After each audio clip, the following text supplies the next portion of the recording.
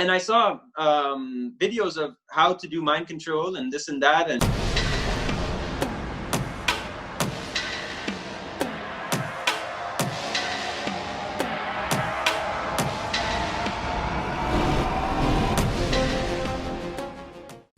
the one night she was in the room, and I remember I just had woken up.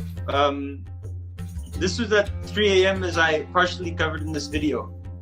And I had said, "What are you doing? Please, I'm just trying to sleep with whatever I have and whatever you haven't taken away, please. I'm just trying to sleep." And some nights I was not even allowed to sleep. Some nights she would just stay in the room and I would be like, "Please, it's 4 a.m. Can I just have some sleep? Please." And I remember even that night I went into the fridge for food at 4 a.m. And I tried to get food and she said, "No, you have to pay for the food if you want." And I said, how can I pay for the food if I'm your slave?" And she had then said, "I'll curse you if you tell anyone this and that." And I just remember even taking a shower, even going in to try and take a shower. I would try and do things that she'd be like, "Get out, get out." So this is partially why my mom was saying I wasn't able to take the showers and do these things, because I would rather avoid the stress and avoid the scar. Total abuse and total annihilation of character. Not only myself, my body, my everything I had, my consciousness. I was made to bow to her, and all I could see was just her face in my head, and just horrible. I remember just that one night I just threw myself down and in a football pitch after she had cursed me out after my mom had been in the hospital.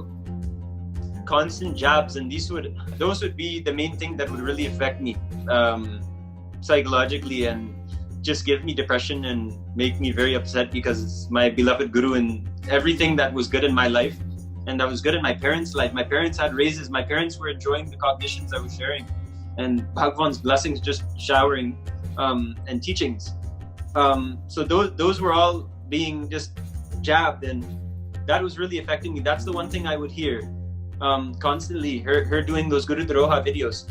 And otherwise, I would just hear her calling her mom, and how she spoke to her mom was, I felt so bad. I don't know, like for her mother, I actually felt I don't know who her mother is. I don't know, again, I don't know.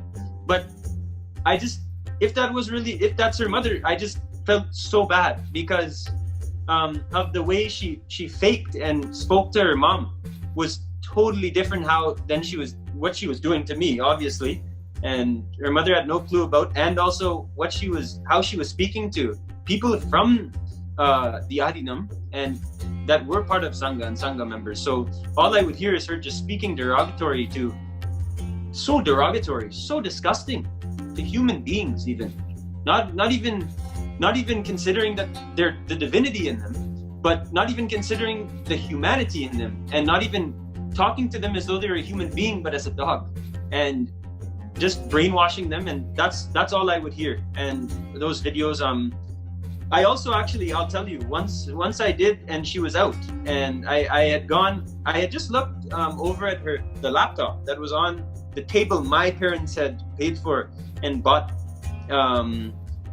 for that place. And she was always in contact with my parents, totally controlling the whole situation that I couldn't have any control over.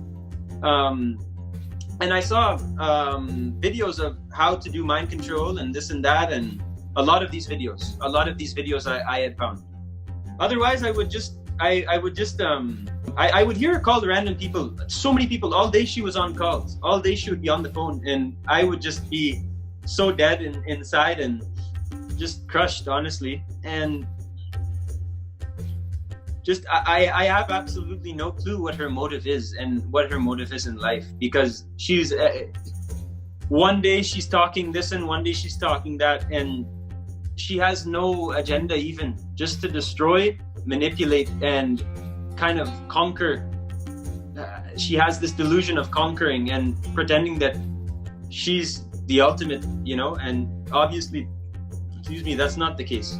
She's probably more of a psychopath than anything.